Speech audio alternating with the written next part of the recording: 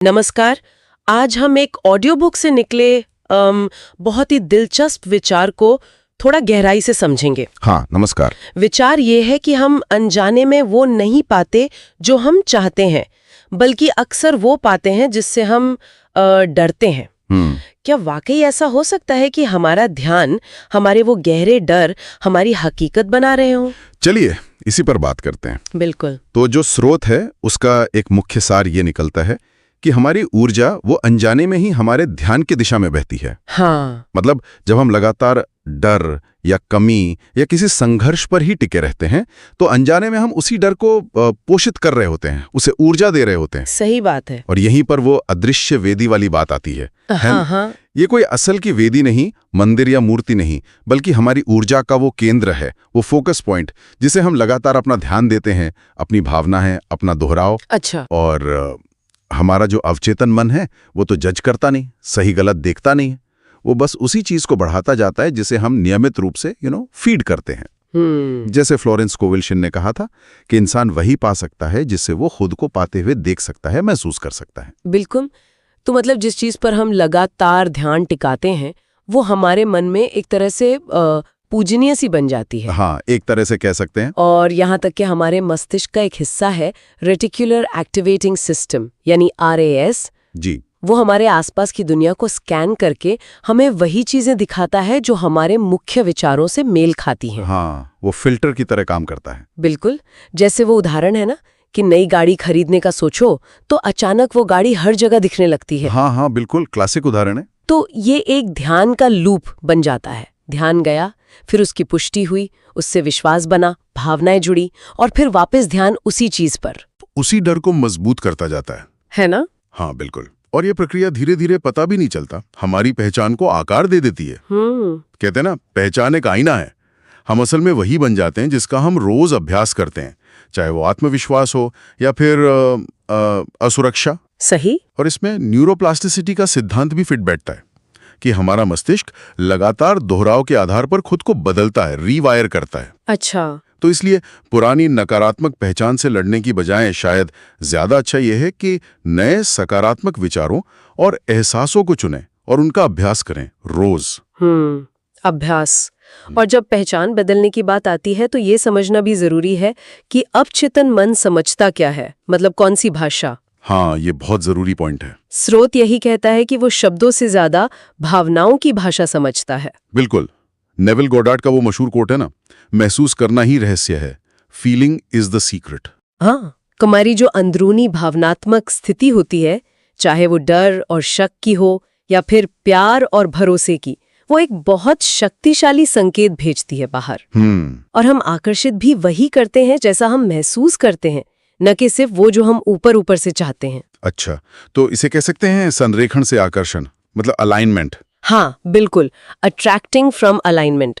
संरेखण मतलब जब हमारे विचार, हमारी भावनाएं, हमारे विश्वास और हमारी पहचान सब एक ही दिशा में संकेत कर रहे हों। ओके। लेकिन अगर हम कुछ चाहते तो हैं पर अंदर से कमी महसूस कर रहे हैं या डर लग रहा है, तो ये एक मिला जुला संकेत है, कंफ्यूजिंग सिग्नल।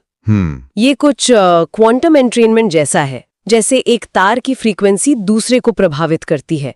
हमारी जो प्रमुख भावना है वो वैसी ही ऊर्जा भेजती है जो समान परिस्थितियों को खींचती है। ये दिलचस्प है, पर कई बार ऐसा लगता है कि हम खुद ही अपनी राह में रोड़ा अटकाते हैं, जिसे सेल्फ सैबोटेज कहते हैं। हाँ, ये बहुत कॉमन है। तो क्या ये भी अवचेतन का ही खेल है? हाँ, असल में जिसे हम सेल्फ सैबोटेज कहते हैं वो ज्यादातर हमारे अवचेतन मन का हमें बचाने का एक, कह सकते पुराना तरीका है। बचाने का तरीका? हाँ। पर वो तो नुकसान कर रहा होता है। हाँ, पर वो अक्सर बचपन के उन विश्वासों पर आधारित होता है जो तब शायद सुरक्षा के लिए बने थे पर अब उपयोगी नहीं रहे। अच्छा।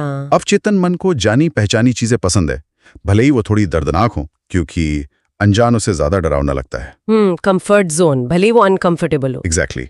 तो इसके साथ लड़ने के बजाय इसे फिर से प्रशिक्षित करने की जरूरत है, प्यार से। कैसे? इसे एक ऐसे बॉडीगार्ड की तरह सोचें जिसकी मेहमानों की लिस्ट पुरानी हो गई है। उसे दिखाना होगा कि अब नई चीजें, नए अनुभव, नई सफलताएं, ये सब सुरक्षित हैं। ये करुणा और लगातार छोटे छोटे नए सकारात्मक अनुभव लेने से होता है। ओके। और हमारी जो तत्काल प्रतिक्रियाएं होती हैं, जैसे कोई तारीफ करे तो अजीब लगना या सफलता पर घबराहट होना, हाँ, वो भी इसी से जुड़ा है। वो हमारी असलियत नहीं है। नहीं, वो हमारी असलियत नहीं, बल्कि हमारी पुरानी प्रोग्रामिंग के निर्देश हैं। वो वर्तमान पर नहीं, अतीत के अनुभवों पर आधारित होती हैं। तो इन प्रतिक्रियाओं को बिना शर्मिंदगी या खुद को कोसे बस देखना जरूरी है, जैसे एक ऑब्जर्वर की तरह। अच्छा। ये ट्रिगर असल में शिक्षक जैसे हैं। वो दिखाते हैं कि कहाँ पुराने विश्वास या डर अब भी एक्टिव हैं। और फिर प्रतिक्रिया देने से ठीक पहले एक पल रुकना, जिसे पवित्र ठहराव या सीक्रेट पॉज कह सकते हैं। वो ठहराव हमें पुराने ढर्रे पर चलने के बजाय एक सचेत नया प्रतिसाद चुनने का मौका देता है। सही है। तो इस सब का मतलब ये हुआ कि हमारी जो बाहरी दुनिया है वो काफी हद तक हमारी भीतरी दुनिया का ही आईना है। हाँ, बिल्कुल। जो हमारे जीवन में घटित हो रहा है वो अक्सर महज संयोग नहीं होता, वो हमारे अंदर लगातार चले भावनात्मक और ऊर्जावान पूर्वाभ्यासों का ही नतीजा है, एक तरह का प्रतिबिंब। हाँ, तो अभिव्यक्ति या मैनिफेस्टेशन जिसे कहते हैं, वो कोई जादू नहीं है, वो एक अनुवाद है। अनुवाद किस चीज का? हमारी लगातार महसूस की गई भावनाओं और गहरे बैठे विश्वासों का अनुवाद, वास्तविकता के रूप में। अवचेतन मन उसी ब्लूप्रिंट पर काम करता है।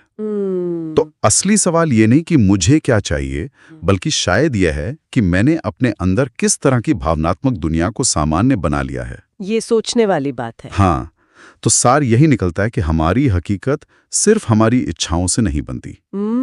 ये हमारे गहरे विश्वासों से, हमारे ध्यान के केंद्र बिंदुओं से और हमारी प्रमुख भावनात्मक अवस्थाओं से आकार लेती हैं। और ये अक्सर अनजाने में डर और पुरानी सुरक्षा की प्रोग्रामिंग में फंसी होती हैं। सही। तो बात सिर्फ चाहने की नहीं है, बल्कि उस चाहत के साथ पूरी तरह से अंदर से संरेखित होने की है, अलाइन होने की है। बिल्कुल, अंदर से अलाइन होना। तो जाते जाते एक विचार छोड़ते हैं सोचने के लिए। जरूर। अगर डर अनजाने में ही सही हमें एक सीमित अटकी हुई सी जिंदगी दे सकता है, तो कल्पना कीजिए कि सचेत रूप से चुना गया प्यार, भरोसा या गहरी निश्चितता का भाव वो क्या रच सकता है।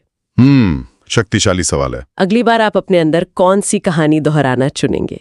इसी सोच के साथ आज विदा लेते हैं। धन्यवाद।